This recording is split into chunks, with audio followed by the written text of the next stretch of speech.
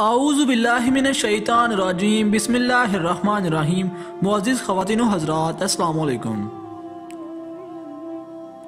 दोस्तों, आज अलवी ख़ानदान की एक औरत का वाक़या बयान करेंगे कि अलवी ख़ानदान का एक शख्स बलख में रहता था, जो अजम के शहरों में से एक शहर है। इसकी बीवी और लड़कियां थी और अल्लाह ताला ने हर किस्म की नेमतें अता की थी। वो फोत हो गया और अहलो याल को इसके मरने के बाद फकीरी और तंग दस्ती ने आ गिरा।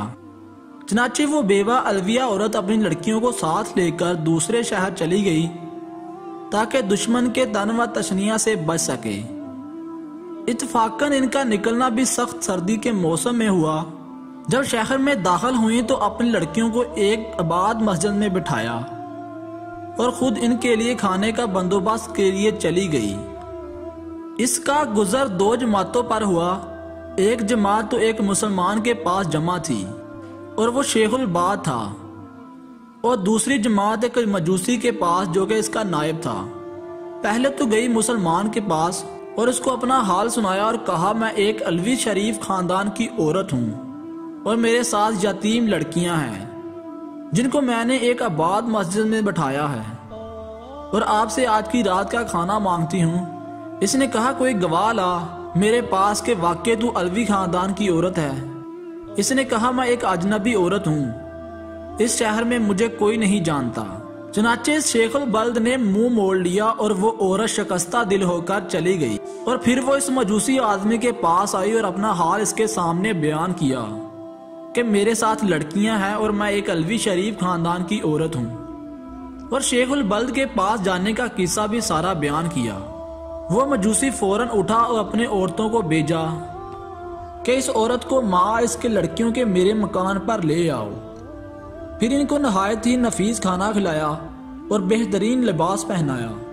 जब आधी रात हुई तो शेखुल बल्द ने ख्वाब में देखा कि क़यामत कायम हो गई है और झंडा रखा गया है नबी करीम सल्लल्लाहु अलैहि वसल्लम के सर पर, और एक महल है सब्ज़ याकूत जिसका किनारे याकूत के हैं और इसमें मरजान के याकूत जड़े हुए हैं। फिर कहा शेखुल बल्द ने, या रसूलल्लाह सल्लल्लाहु अलैहि वसल्लम, ये महल किसका है?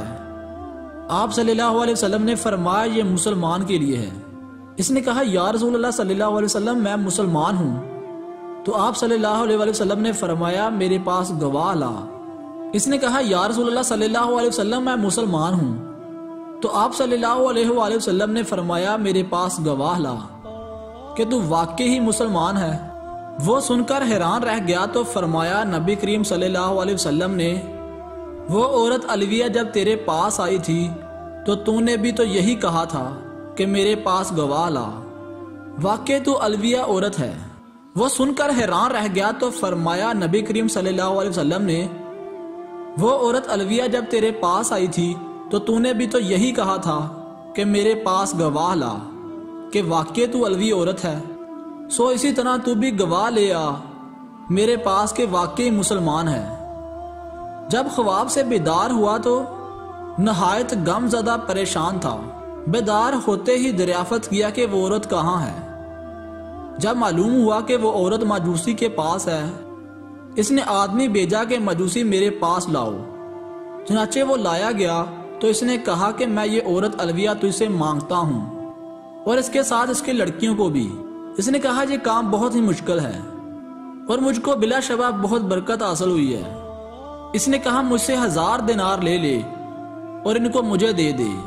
इसने जवाब दिया, ये बहुत मुश्किल है, मैं इन्हें वापस नहीं करूंगा।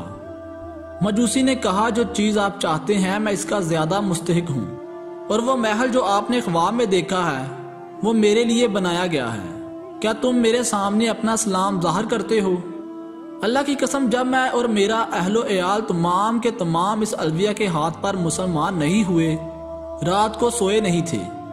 मैंने ख्वाब में इसी तरह देखा कि जिस तरह तुमने देखा है, और मुझे रसूल अल्लाह सल्लल्लाहु अलैहि वसल्लम ने फरमाया कि वो औरत अलविया और इसकी लड़कियां तेरे पास हैं। मैंने अर्ज किया, जी या रसूल अल्लाह सल्लल्लाहु अलैहि वसल्लम, वो मेरे पास ही हैं।